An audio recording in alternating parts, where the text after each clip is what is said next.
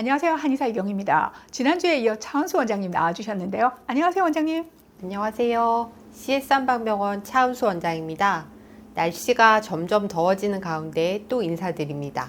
보통 병에 걸려서 치료가 들어가면 증상이 개선되면서 몸이 좋아져야 하잖아요. 일반적으로는요.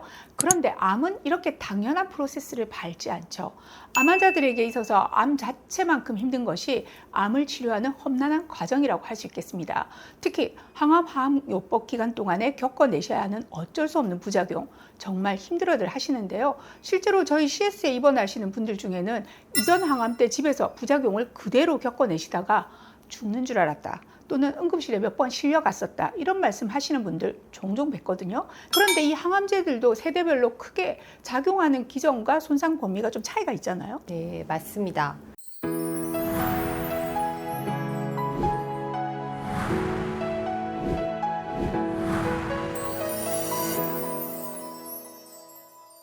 (1세대) 세포독성 항암제는 융단 폭격기와 같이 비교할 수 있는데요. 세포 주기에서 DNA, RNA 합성 과정과 유사 분열을 방해하거나 DNA 분자 자체에 해로운 영향을 미쳐서 암세포를 손상시켜 죽이는 약제들이죠. 2세대 표적항암제는 초정밀 유도탄에 비유되면서 암세포에만 많이 발현되는 특정 단백질이나 특정 유전자 변화를 표적으로 삼아 암의 성장과 바람에 관여하는 특별한 분자 활동을 억제하면서 암이 자라고 퍼지는 것을 막는 약제들입니다. 융단 폭격기와 초정밀 유도탄 이렇게 비교를 해주시니까 그 부작용들도 머리에 팍팍 들어옵니다. 폭격 범위가 광범위한 이 융단 폭격기라면 1세대 항암제는 암세포뿐만 아니라 우리 몸의 정상세포까지도 광범위한 손상을 입힌다는 거잖아요. 1세대 세포독성 항암제는 세포 분열을 억제하는 효과로 치료를 하기 때문에 우리 몸에서 분열이 빠른 모근세포, 점막세포, 골수세포에 어쩔 수 없이 손상을 함께 입히게 됩니다. 그래서 그 단점을 보완해 가급적 암세포만을 인식하여 치료하고자 개발된 것이 2세대 표적 항암제들이죠. 그리고 최근 가장 각광받는 것은 암세포를 인식하고 공격하는 우리 몸의 면역계를 활성화시켜주기 위한 3세대 면역항암제들입니다. 결국 몸을 힘들게 하는 부작용은 줄여주고 암세포만을 정밀하게 타격하기 위한 방향으로 항암제가 개발되고 있다는 얘기네요. 부작용이 가장 강렬하다고 할 수 있는 1세대 세포독성 항암제의 경우는 투여 직후부터 오심, 구토, 식욕부진과 기력 저하가 계속되고요. 구내염을 동반한 이런 증상들이 7일차까지 점점 심해지고 2주차에 이르게 되면 백혈구 수치가 급격히 떨어지면서 체온 저하와 손발 감각 이상 등이 나타나게 됩니다. 10일이 지나면 증상들은 차츰 회복되지만 항암은 한 번 하는 것이 아니죠. 회차가 거듭될수록 회복이 어렵고 면역력도 약해지기 마련입니다. 그래서 이 과정을 미리 잘 파악해서 부작용 증상 완화뿐 아니라 체력과 면역력까지 잘 관리해서 다음 항암 일정이 밀리지 않도록 하는 것이 중요합니다. 융단 폭격기는 1세대 세포독성 항암제가 아니라고 해서 2세대, 3세대 항암제들이 부작용이나 내성 문제가 없는 것은 아니겠죠. 일례로 2세대 표적 항암제는 쉽게 암세포 표면에 변이가 발생해서 내성이 잘 생긴다는 단점이 있는 걸로 알고 있습니다.